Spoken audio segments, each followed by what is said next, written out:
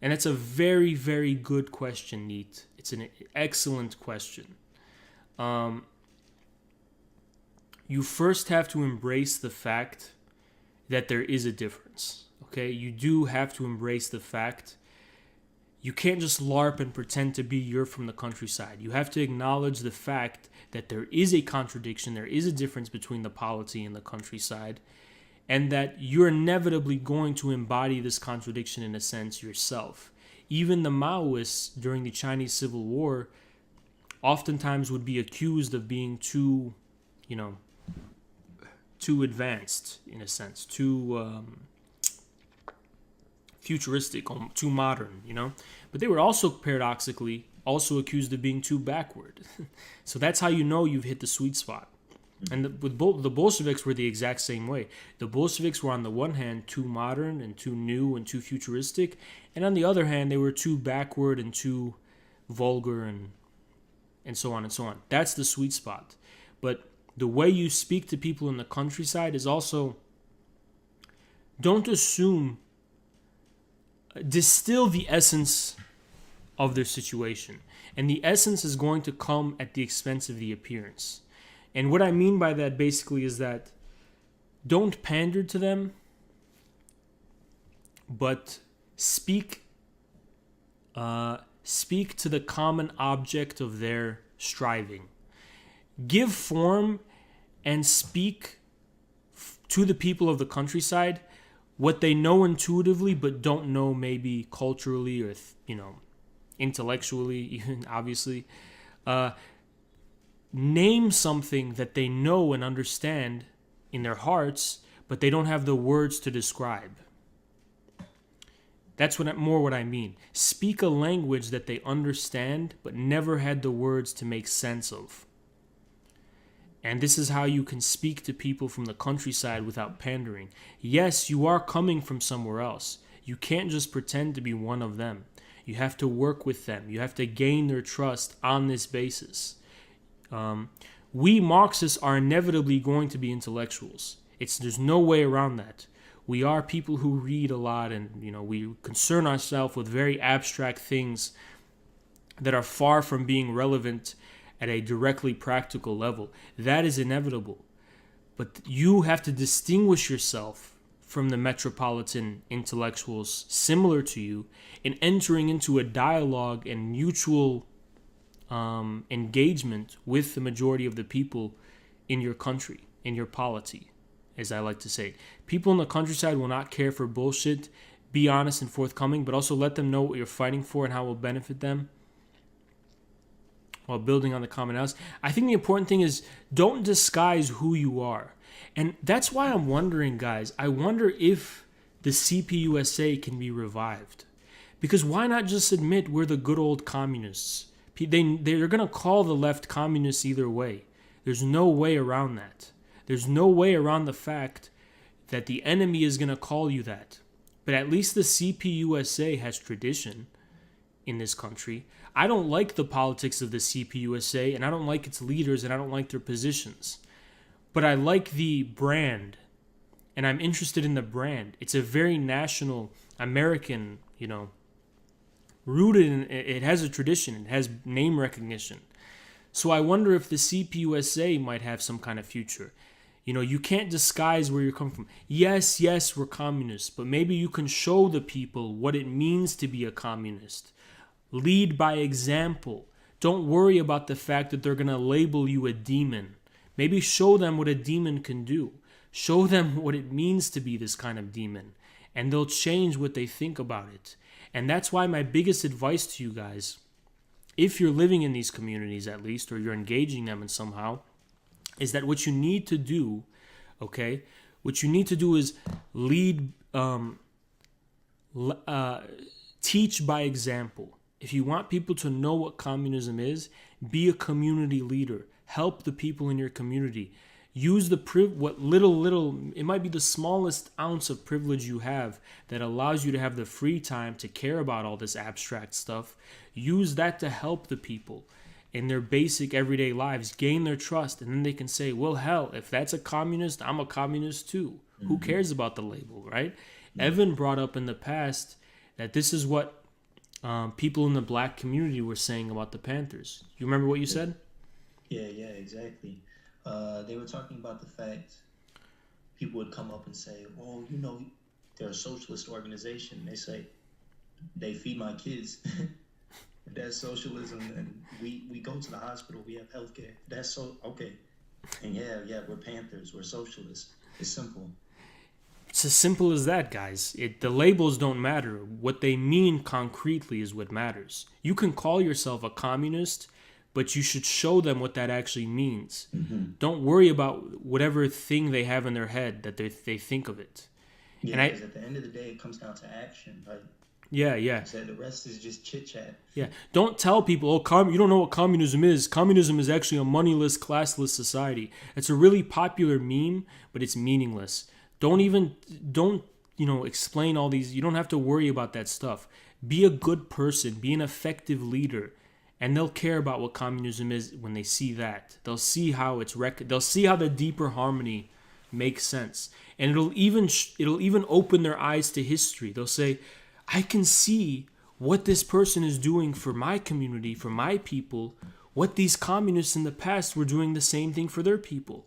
It'll completely open up their horizons. You won't have to educate people on this theoretical level if you're an effective and good leader.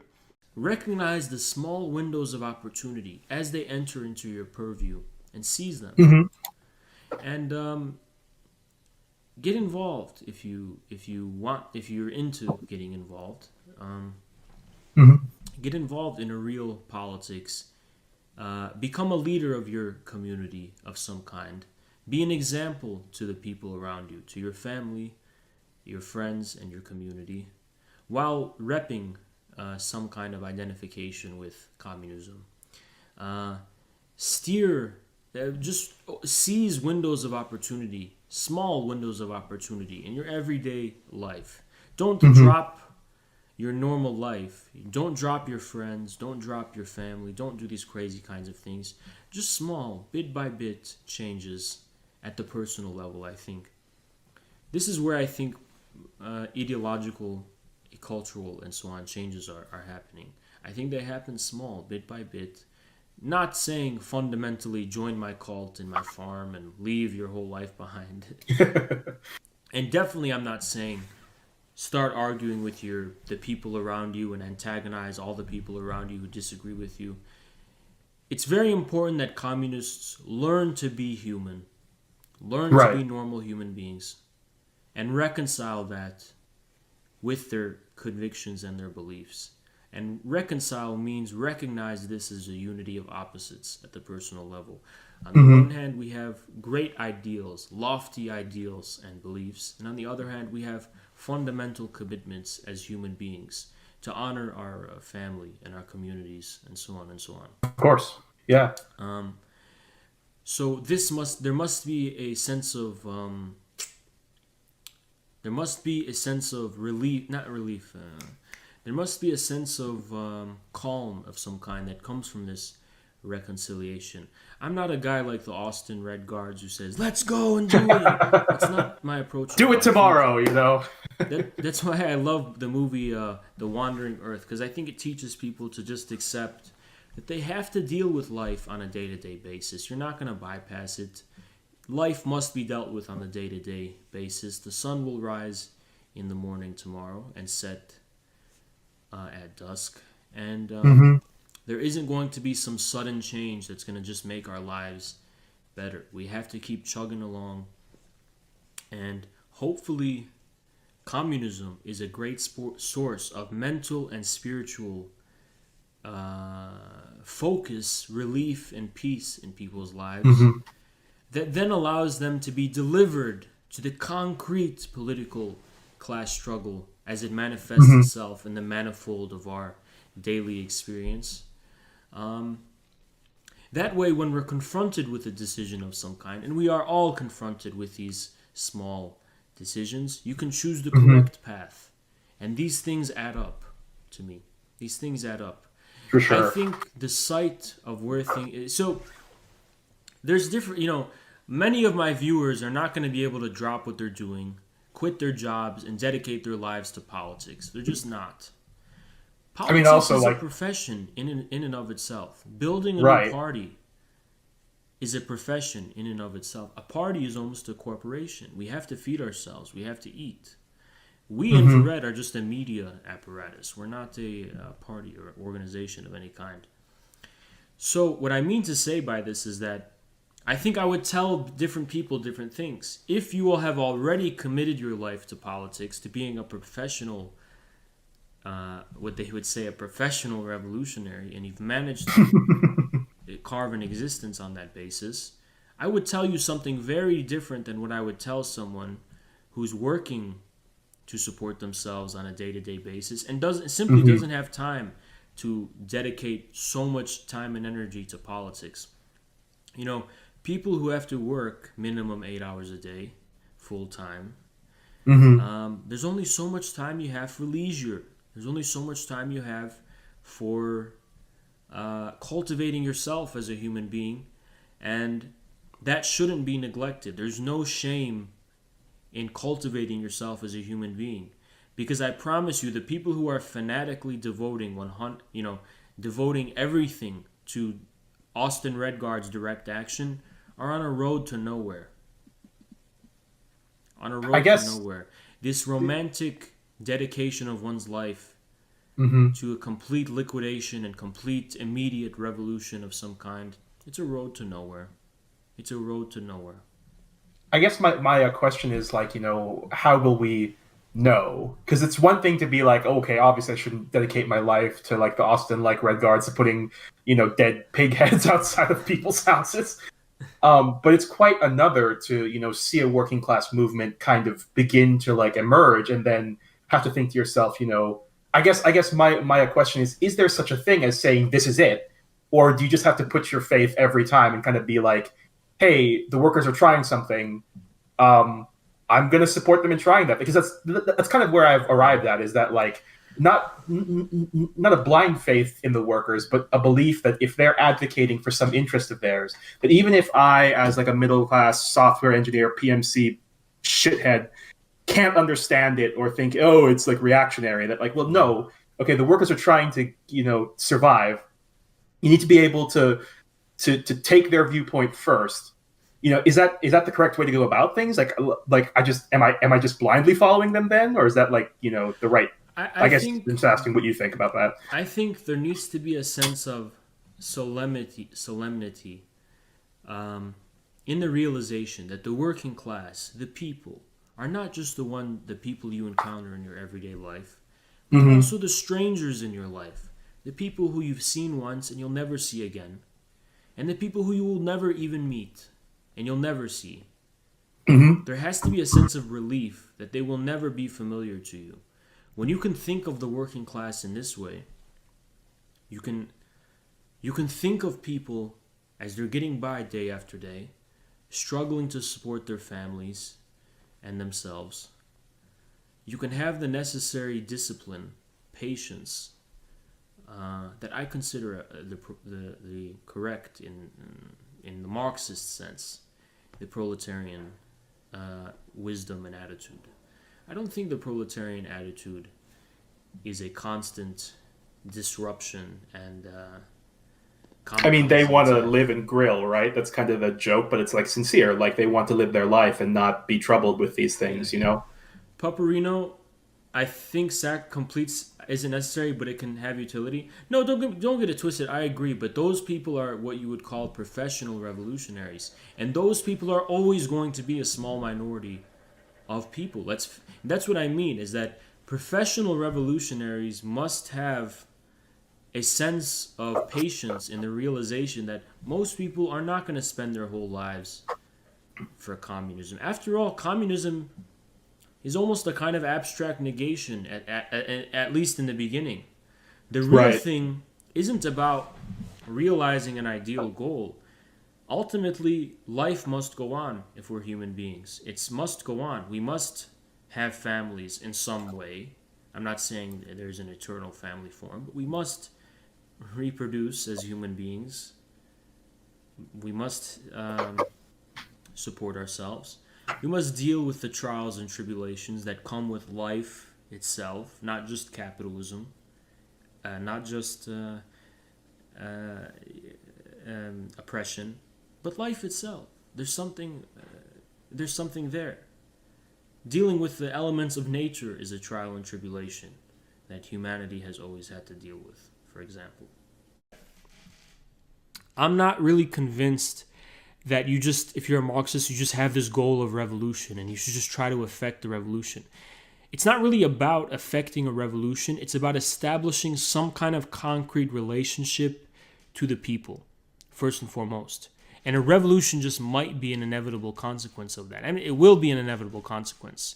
It's not something you voluntarily enact. A revolution is the result of an objective process of some kind. And the thing communists and Marxists are tasked with is making sense of reality for the people. Because that's actually not given. A lot of people assume that's given. It's not. It's really, I mean, Trump is, and all these strange things, these strange trends on the internet is proof that you can't take for granted how people are making sense of the world. So Marxism taps into something way more essential than just trying to voluntarily affect a revolution. It's not what Marxism is about.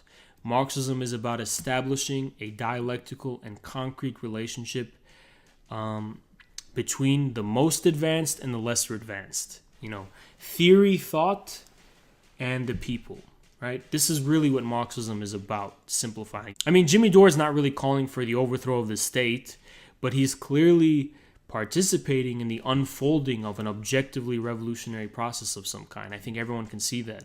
It's why a lot of tankies really like Jimmy Dore. True. Revolution happens due to pre-existing contradictions. Very true, Bolshevik Blade. It's not something you voluntarily enact. It's something that is the culmination of an objective social revolution. Marxists do not introduce this social revolution. They attempt to clarify it. There's a really big difference, okay? That's why we, Infrared, like Jimmy Dore. He's an example of this objective kind of social revolution or movement or whatever you want to call it, that it's not premised by some voluntary act. It's just existing. It's the result of a pre-existing contradiction. I don't think Marxists should be so focused on revolution. We should accept it's inevitable. We shouldn't be scared of it. But the point is not voluntarily enacting some dramatic revolution, okay? It's more about being at peace with the fact that it is inevitable, and then you know at the right time, when it is time, and everything's in motion, like, you know, you learn from the Bolshevik experience. When it's time, you'll be able to tell when it's time, like Lenin was able to.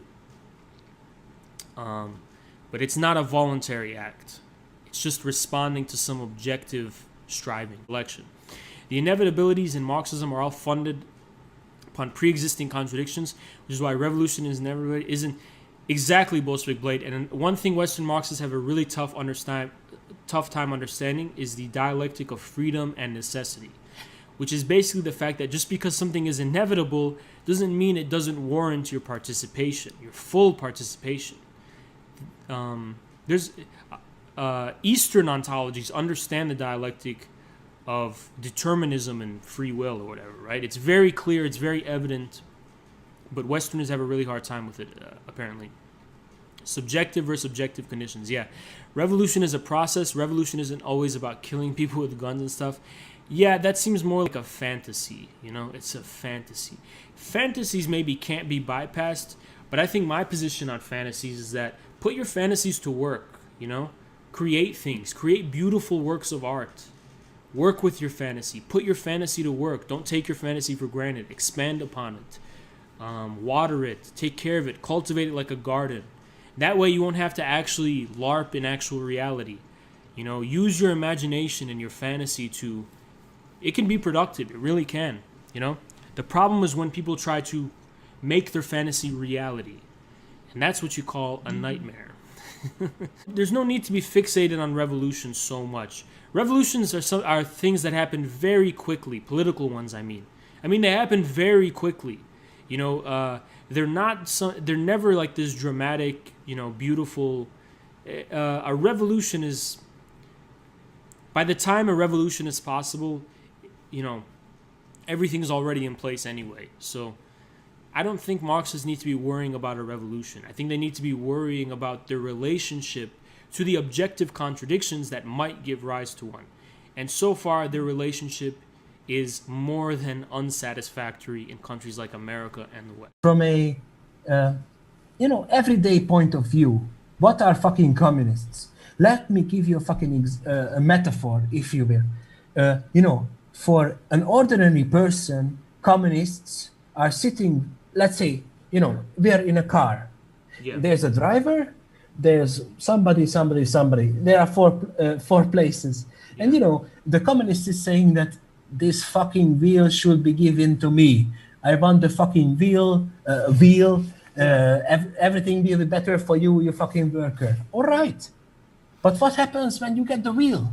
But I don't agree that this is the communist subjectivity. I don't agree that a communist is one who says, worker, give me the wheel and I'll make your life better. I don't agree with that, to me. To me, this is not a communist position, the communist position. But I think that's the position of like a snake oil salesman, Haz, aren't we fucking doing this though? We never did this. We never did this. We never actually said to the workers that give us a chance and we will make your life better. No, I think what happened in the October Revolution is that Lenin said, peace, land, and bread. He said, you peasants, you'll have the land and we'll leave you alone. You'll have your own land. He didn't say, we're from a state central authority. We're just going to make it all better for you. I'm sorry, but peace, bread, and land was a fucking positive program. It was, but at the same time, it was also a negative one. It was at the same time estranging. That's true. It was estranging peasants from authority, and it was a mutual trust. Peasants, we respect that we're different from you. The state is not going to take care of all of your problems. We'll watch the skies, and you watch the neighborhood. You ever heard that meme? That's what they were saying. We'll watch the skies and you watch the neighborhood. That's the only reason communists ever get to power. They get to power because they make a deal with the people. They say, the people, we'll let you have yours and we'll watch the skies. But they never say, we're just going to take care of it for you. That's what a snake oil salesman does. Yeah, but after you made your deal with the people and after you succeeded, what comes after that? But then what happened in Russia, for example, was that the way I would explain it is that instead of the state just swallowing up these peasants, which is how a lot of people would interpret it, actually something much more profound happened. The dialectic, the difference between the skies and the neighborhood was developed to an even further degree, and this distinction in the form of the property ownership of the kolkhozes versus the state enterprises, which is a fundamental distinction. It's the very distinction that gives rise to the commodity form under socialism, according to Stalin. That was the result. So there was something that followed this, but it was a mutual interaction between the reflexive head and the body. The body and the head must undergo a constant dialectic. The head cannot propose the end goal and say the body you must follow. You must have a dialectic. That's the experience of communism. A movement is popular when the barrier to entry does not require education. I think it's a really good definition.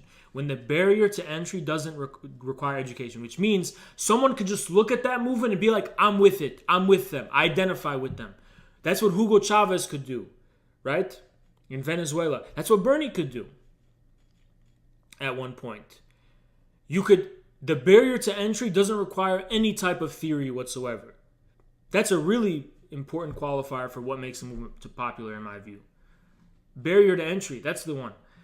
The one thing I think Infrared is about, the one thing we want to do, is we want to inspire people and we want to give people some hope in these troubling times. We want to give people a sense that despite all the bullshit they're dealing with in life, there's a ray of sunshine at the end of the tunnel. Okay. And that things are really bad now, but it will get better, even if we don't live to see it get better. And I also don't want to just inspire people with feel-good stuff. We also want to make people feel powerful, because people feel very weak, and there's a reason why people feel weak, because the system, the establishment, the status quo and the crushing conditions of life make them feel weak. They feel weak when they see people like Jeff Bezos being trotted around. For sure, and, all this bullshit. It makes them feel weak and helpless and powerless. And when we are, engaging in hostilities with BreadTube, I want people to see this as an expression of people's ability to be powerful, to have that kind of revenge. The people who are telling you you have to accept the blatant indignities of life, they're paper tigers. I am a Maoist.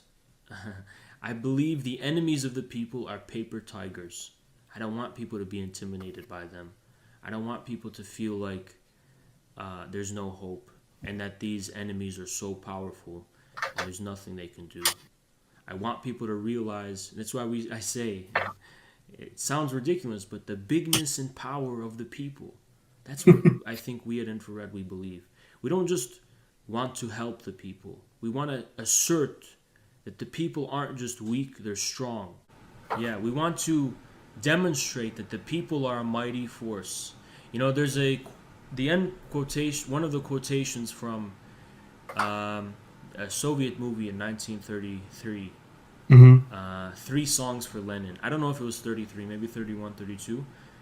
It was, a million grains of sand are a mighty force. The weak, when united, are a mighty force. There's a might and power to the people latent within them.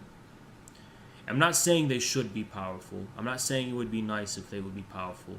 I'm saying the people are powerful. They are powerful. They just need to awaken to that fact. And they can accomplish anything.